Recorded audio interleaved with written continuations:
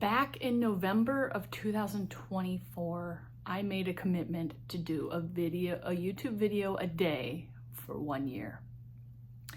Because I needed to learn how to be a YouTuber, make it a priority, and just get a bunch of content up.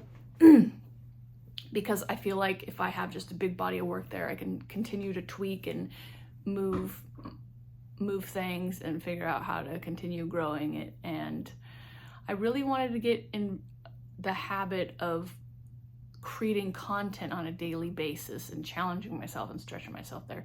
And so I'm just going to talk about that experience a little bit here. So right now we're in early May.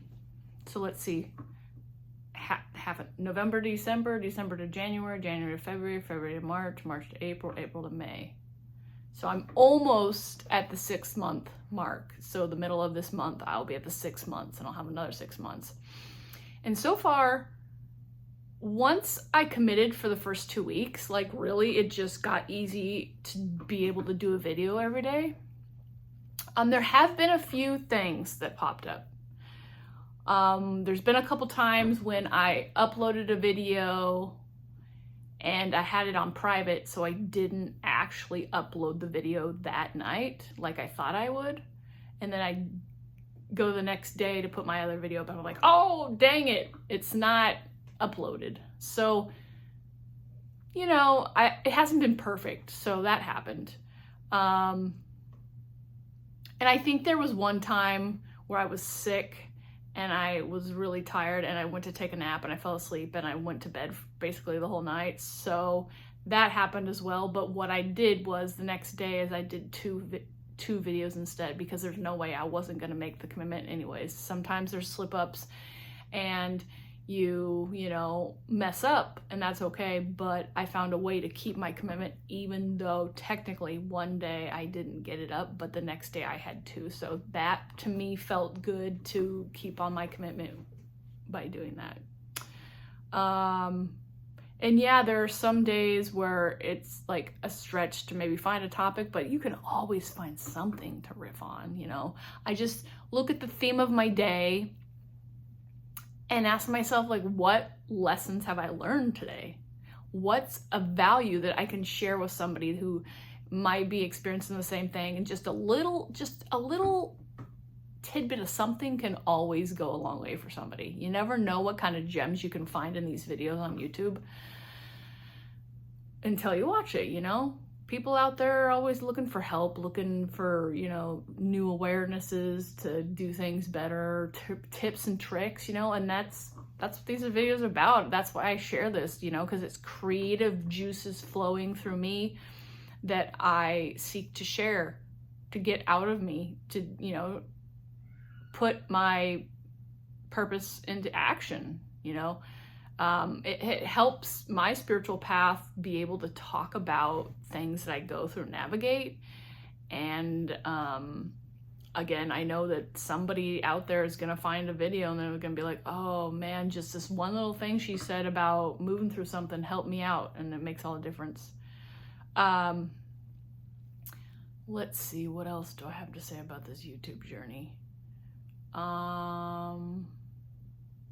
You know, I'm still experimenting with thumbnails and changing things up. And at first, when I first started it, I was like really heavily like watching other people's videos and doing different things. And now, you know, I kind of go in and out of that, but sometimes I just go intuitively and I just try out things. Like I do a bunch of different thumbnails. Some are fun, some are easy, some are a little bit more complicated, but my whole theme with this process is to keep it simple, because keeping it simple ensures that I will do it. If I needed to be doing a bunch of editing and stuff, I probably wouldn't have been so committed to this process. Now, do I want my videos to look a little more polished eventually? Yes.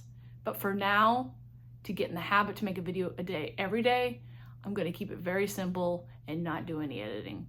I actually was doing some editing, very short amount of editing. I was adding words in front of the videos. But then CapCut, maybe back in January of 2025, CapCut Cut got like banned for a day or something, and then I couldn't, excuse me, edit my video for a day, and so I was just like, well, I'm just not gonna do it anymore. So since then I've just not been editing. So I've had that. And some people say do long videos, like a half hour. Some people say to do 5-minute videos. Some people say, you know, do anything and everything in between. I just say experiment, see what works, play with the titles. People do seem to like titles that, you know, leave some mystery, like are thought-provoking. So I'm still playing around with like wording for that to get people, you know, interested in that. You know, I do know that a good title goes a long way, but still playing with that, having fun with it, and expressing myself. What else? I've been pretty vulnerable on a few of these. Like, some of them are pretty raw. Like, I'll be going through deep emotional stuff and I'll just riff on it. I'll talk about the experience, you know. Emotions are something that I feel pretty comfortable about talking about, and so I do. I talk about what I'm going through. If I'm angry, I don't mind talking about it. If I'm sad, deep in sadness, deep in fear, shame, guilt, betrayal, you know, any and all of it, I don't feel like is really, you know, off limits. I started out kind of a more uniformed video, and like I had a room set up with galaxy background, and then I just kind of got bored with that. Well, and also I wanted to be able to do a video anywhere. I have a family, and sometimes they'd be downstairs near the closet and making noise and being loud, and I didn't feel like I wanted to do it down there. And so then I just started going upstairs or moving around in rooms depending on what they were doing. And so now I just kind of go around where it's convenient, where they're not at, so I can shoot a video. And you'll learn a lot of things about yourself by doing a video day for a year. Lots of things, you know. You'll get really good at the camera, you'll get more playful, you'll get a little bit more authentic, and notice, you know, patterns and stuff that you do when you're on the video. Let's see, is there any other tears of wisdom?